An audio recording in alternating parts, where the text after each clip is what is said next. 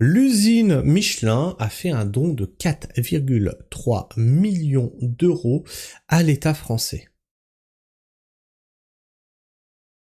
On va voir pourquoi. Et vous allez voir pourquoi je dis que ça devrait être généralisé. Ah. Sauf il est en train de nous dire que là qu'il est pour une entreprise capitaliste. Non. Je suis pour la raison pour laquelle ils ont fait ce don, et ça devrait être une loi. Un don de 4,3 millions d'euros. Pourquoi Michelin a offert de l'argent à l'État français? Et vous allez voir qu'en fait, il n'en a pas offert.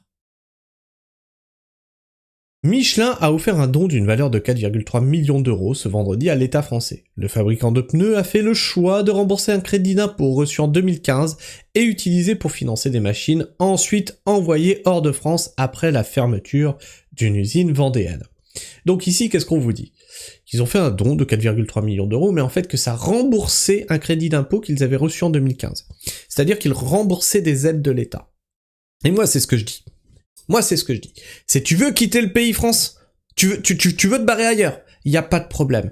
Mais on t'a subventionné, on t'a filé des aides, on t'a fait des crédits d'impôt. Avant de te barrer, tu rembourses.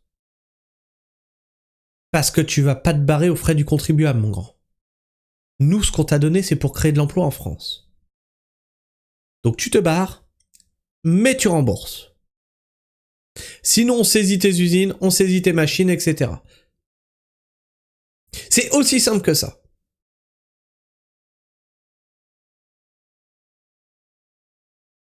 Il n'y a pas de raison que ce soit toi et moi qui payons pour ces bourges d'entrepreneurs qui vont se barrer de la France. Je veux dire, ils ont reçu des cadeaux. Hein. Pour le soi-disant ruissellement, il n'y a jamais rien qu'à ruisseler. Hein. Donc, que Michelin l'ait fait de son plein gré, c'est une bonne chose.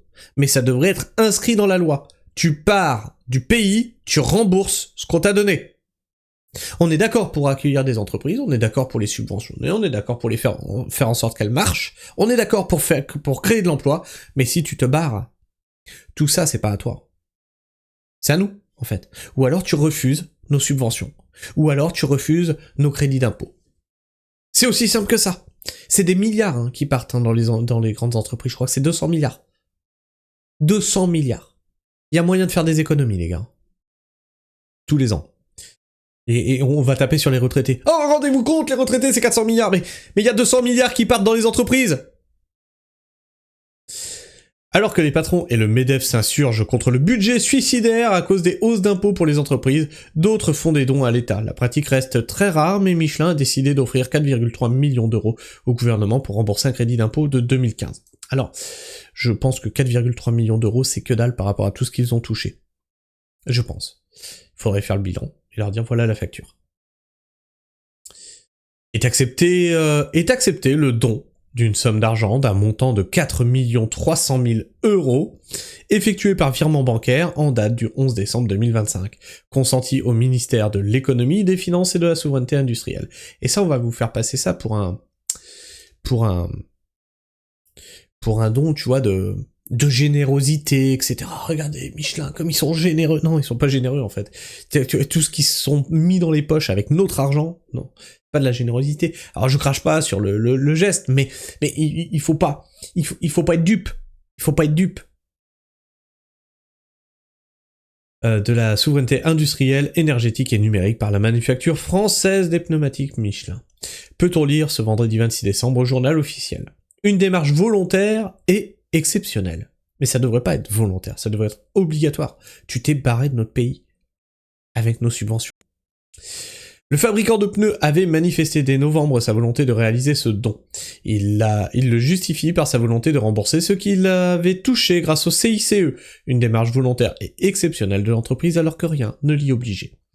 L'argent avait d'ailleurs été rapidement utilisé pour financer des machines destinées à l'usine de La Roche-sur-Yon.